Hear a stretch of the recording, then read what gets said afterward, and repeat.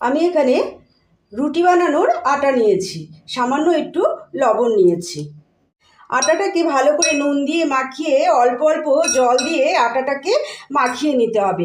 আজ আমি বানাচ্ছি একটা ভীষণ স্বাস্থ্যকর, বাচ্চা থেকে বড় সকলের জন্য একটা আটা দিয়ে টিফিন রেসিপি। আটাটা আমাদের মাখা হয়ে গেছে, এবার 5 মিনিটের জন্য রেস্টে রাখবো। আটাটা আমাদের মাখা হয়ে গেছে, রেস্টও দেওয়া হয়ে গেছে। এবার আটাটা থেকে ছোট্ট একটা এরকম করে গুলি নেব।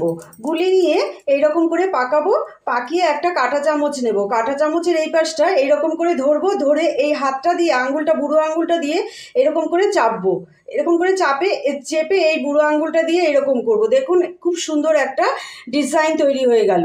এইরকম করে সমস্তগুলো কিন্তু করে নেব। আবার একটা দেখিয়ে দিচ্ছি। এরকম করে একটা গুলি নিলাম, এই চামচ বুড়ো আঙুলটা দিয়ে এরকম করে চাপলাম আর এইভাবে করলাম, আর এই বুড়ো আঙুলটা দিয়ে এরকম করে কিন্তু এই জিনিসটা তৈরি করে নিলাম।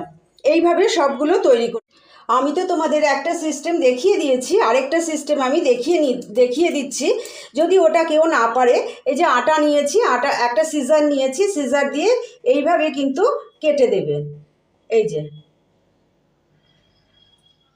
এরকম করেও কিন্তু তৈরি করা যায়। এইভাবে এইভাবে কেটে কেটে দেবেন।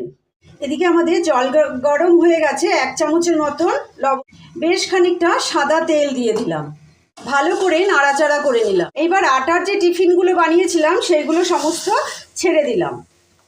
হাই ফ্লেম দিয়ে সেদ্ধ করে নেব। এদিকে কড়াইয়ে 1 চামচের মতো সাদা তেল দিয়ে দিয়েছি, 1 চিমটি লবণ দিয়ে দিলাম, পেঁয়াজ দিয়ে দিলাম।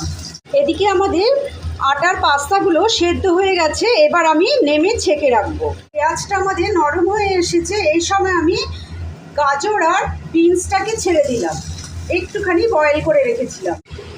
সামান্য একটু রসুন পেস্ট দিলাম, 1 চামচ সিজওয়ান সস দিলাম, 1 চামচ টমেটো সস দিলাম, ক্যাপসিকাম দিলাম, আটার বানানো পাস্তাগুলো দিয়ে দিলাম, ভালো করে নাড়াচাড়া করে দিলাম। অল্প একটু সয়া সস দিলাম, 2-4 দানা চিনি দিলাম, অল্প একটু অরিগানো দিলাম, একটুখানি চিলি ফ্লেক দিলাম। আমাদের আটা দিয়ে স্বাস্থ্যকর টিফিন একদম অন্যরকম তৈরি হয়ে গেল। যদি ভালো লাগে রেসিপিটি, অবশ্যই একটা লাইক, শেয়ার, কমেন্ট, সাবস্ক্রাইব অবশ্যই কিন্তু করবেন।